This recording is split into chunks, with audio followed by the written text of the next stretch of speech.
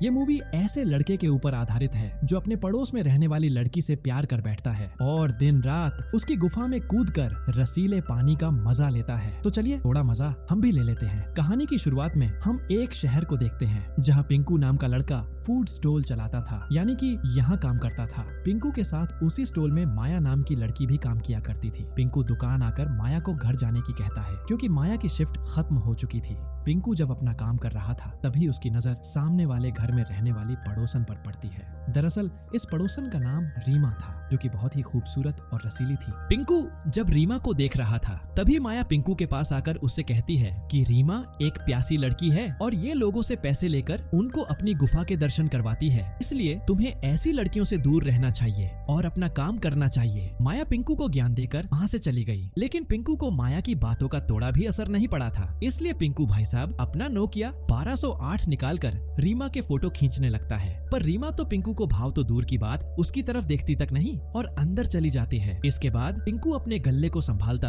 है कि आज कितनी कमाई हुई, क्योंकि जो कमाई होती थी वो गल्ले में जाती और जो टिप मिलती थी वो पिंकू की जेब में जाती है, क्योंकि बेचारा पिंकू तो गरीब है और वो दूसरे की दुकान पर काम करता है। थोड़ी देर बाद पिंकू बैठकर फोन चला रहा था, तभी उसकी शॉप पर रीमा आकर उससे मैगी मसाला मांगने लगती है। पिंकू भी जल्दी से उसे मैगी मसाला देता है, लेकिन गलती से वो मैगी मसाले को नीचे गिर गया था। तो पिंकू रीमा से माफी मांगने लगता है, तो रीमा पिंकू से कुछ न कहकर उसके पास जाकर पिंकू को चूमने लगती है। और रुको यार, पिंकू भाई तो सपना देख रहे थे, अभी शाखा नाम का लड़का आकर पिंकू का सपना तोड़ देता है और पिंकू को मोमोज पैक करने का ऑर्डर देता है। पिंकू भी शाखा का ऑर्डर तैयार करने लगता है, क्योंकि पिंकू जानता था कि शाखा डेली रीमा के घर जाकर उसकी गुफा खोदता था, लेकिन वो कुछ नहीं कर सकता था। थोड़ी देर बाद पिंकू ऑर्डर देने के लिए जा रहा था, तभी उसे उसके पापा का कॉल आता है जो कि पिंकू से पैसे मांगते हैं। लेकिन पिंकू के पास इतने पैसे नहीं थे कि वो अपने पिताजी को पैसे दे सके, इसलिए वो फोन काटकर अपनी सेविंग के पैसे देखने लगा। अभी एक प्यासी बुढ़िया पिंकू के पास आती है और उससे कहती है कि क्या तुम और ज्यादा पैसे कमाना चाहते हो? अब पैसे तो सबको चाहिए, इसलिए पिंकू भी हाँ बोल देता है। तो वो प्यासी बुढ़िया पिंकू को कोने में ले जाकर उसकी तो का स्वाद लेने लगती है और खाता खुल जाने के बाद बुढ़िया पिंकू को तोड़े पैसे देकर चली जाती है, क्योंकि उसको पिंकू की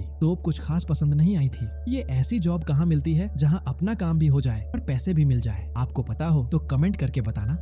अगली सुबह पिंकू की शिफ्ट खत्म हो चुकी थी, इसलिए माया आकर अपना काम संभालने लगती है। पिंकू को जाते टाइम एक बैग गिरा हुआ दिखाई देता है। जब पिंकू उस बैग को चेक करता है तो उसने नशे वाली दवाई थी, जिसे देखकर पिंकू समझ चुका था कि शायद ये बैग शाखा का होगा, क्योंकि वो कल रात को ही ऑर्डर लेकर गया था। तो पिंकू उस बैग को अपने रखकर जल्दी से मैगी मसाला पैक करता है और भागकर जल्दी से रीमा के घर आकर उसको बुलाता है और रीमा से कहता है कि शाखा नाम का तुम्हारा दोस्त मेरी शॉप पर अपना बैग भूल गया था। फिर पिंकू उसको बैग दे देता है और लास्ट में रीमा को मैगी मसाला भी थमा देता है। रीमा उससे पैसे के बारे में पूछती है, लेकिन पिंकू उसको पैसे लेने से मना कर देता है, क्योंकि पिंकू भाई तो रीमा की पिंक लेने के चक्कर में थे। तभी वहाँ एक आदमी आता है जो रीमा के रूम में जाकर गेट बंद कर लेता है। ये देखकर पिंकू समझ चुका था कि भाई अब तो रीमा की पिंक लाल होने वाली है। रात को माया की शिफ्ट खत्म हो चुकी थी, इसलिए पिंकू भाई साहब दुकान संभालने लगते हैं और माया वहाँ से जाने की तैयारी करने लगती है। तभी वहाँ रीमा आकर पिंकू को रात की मैगी मसाले के पैसे देती है,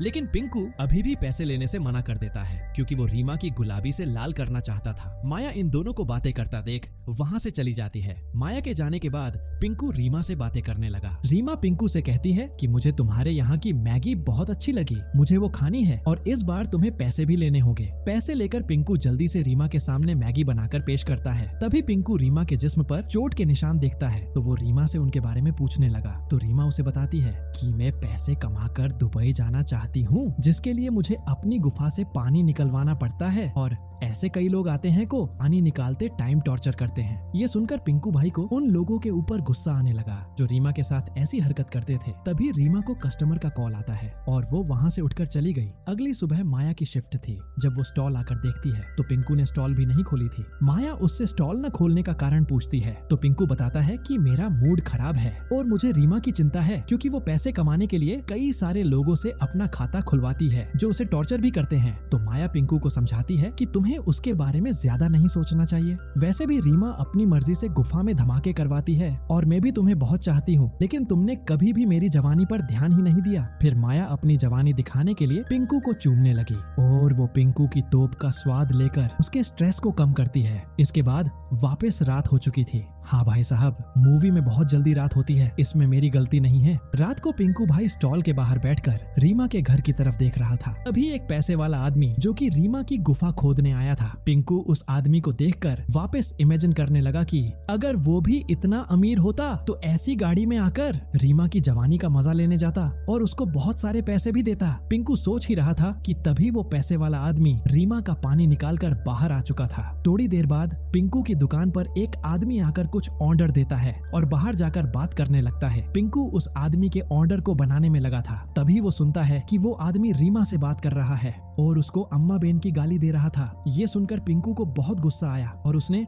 उस आदमी के ऑर्डर में कचरा मिलाकर उसको दे दिया, जिसको लेकर वो आदमी सीधे रीमा के घर जाता है। पिंकू बाहर खड़ा होकर रीमा के घर की तरफ देख ही रहा था, तभी रीमा और वो आदमी बालकनी में आकर उल्टियां करने लगे। पिंकू को लग रहा था कि वो खाना बस वो आदमी ही खाएगा, लेकिन उसके साथ रीमा भी उल्टी कर रही थी। वो आदमी तबीयत खराब होने की वजह से वहाँ से चला जाता है। उसके जाते ही पिंकू भाई साहब जल्दी से रीमा के पास जाकर उसको सही होने की टेबलेट देता है, जिससे रीमा को थोड़ी शांति मिली थी। पर रीमा जल्दी ही पिंकू को अपने घर से जाने की कहने लगी, क्योंकि उसके पास कस्टमर आने वाला था जो उसकी गुफा में धमाके कर उसे पैसे देता। लेकिन पिंकू वहाँ से जाने से मना करके रीमा को सुला देता है और खुद रूम की सफाई करने लगा। तभी उसे वहाँ वही बैग मिलता है जो उसने कुछ दिन पहले रीमा को दिया था। पिंकू उस बैग को कचरे में डालकर वहाँ से निकल जाता है। अगली सुबह पिंकू ही दुकान संभाल रहा था, क्योंकि आज माया को काम था। तभी दुकान पर रीमा आकर खाना खाने की कहती है, तो पिंकू जल्दी जल्दी खाना बनाकर रीमा को सर्व करता है और रीमा के पास बैठकर उसे कहता है कि जाने मन में तुमसे शादी करना चाहता हूँ। मुझे उससे फर्क नहीं पड़ता कि तुम क्या काम करती हो या करती थी। लेकिन रीमा पिंकू की बातों को मजाक समझकर टाल देती है। तभी पिंकू रीमा को बताने लगा कि उसने कल रात एक ऑर्डर में कचरा मिलाया था, जिसको तुमने भी खाया था। ये बताकर पिंकू रीमा से माफी मांगने लगा, लेकिन रीमा गुस्सा होकर वहाँ से जाने लगी। तो पिंकू भी उसके पीछे पीछे जाकर उससे माफी मांगता है। तो गुस्से में रीमा पिंकू को बोलती है कि अबे तेरी क्या औकात है, और तेरी वजह से मेरा एक कस्टमर कम हो गया, और तुम्हें पता है मुझे पैसों की कितनी जरूरत है, क्या अब तुम्हारा बाप पैसे लाकर देगा। इतना बोलकर रीमा वहाँ से चली गई।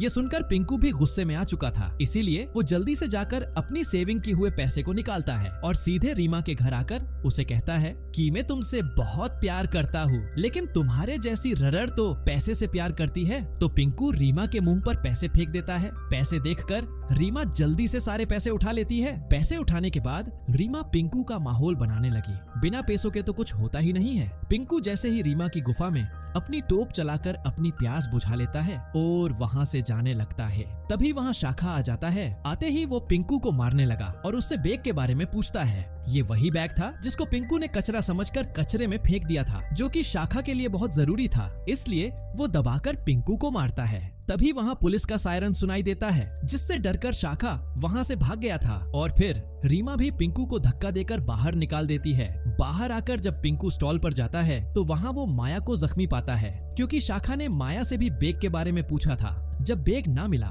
तो गुस्से में आकर उसने माया पर हमला कर दिया। फिर एम्बुलेंस आकर माया को हॉस्पिटल लेकर जाती है, जहां पिंकू तो उदास था, पर रीमा को इससे घंटा भी फर्क नहीं पड़ रहा था, क्योंकि वो पिंकू से प्यार नहीं करती थी। थोड़े दिनों बाद पिंकू अपनी स्टॉल के बाहर बैठा हुआ था। तभी वो देखता है कि रीमा किसी अमीर आदमी के साथ वहाँ से हमेशा हमेशा के लिए वहाँ से चली जाती है। तभी माया पिंकू के पास आती है, क्योंकि अब वो भी ठीक हो चुकी थी। माया पिंकू से कहती है कि चूतिए, मैं तुमसे अपनी गुफा खुदवाना चाहती थी, लेकिन तुमने मेरी प्यास की न समझा, ना ही मेरे प्यार को, इसलिए मैं हमेशा के लिए ये जॉब छोड़ रही हूँ। इतना कहकर वो पिंकू को एक गिफ्ट देती है और वहाँ से चली जाती है। और बकचोदी के साथ इस मूवी की हैप्पी एंडिंग हो जाती है। हमारी वीडियो देखने के लिए आपका तहे दिल से शुक्रिया।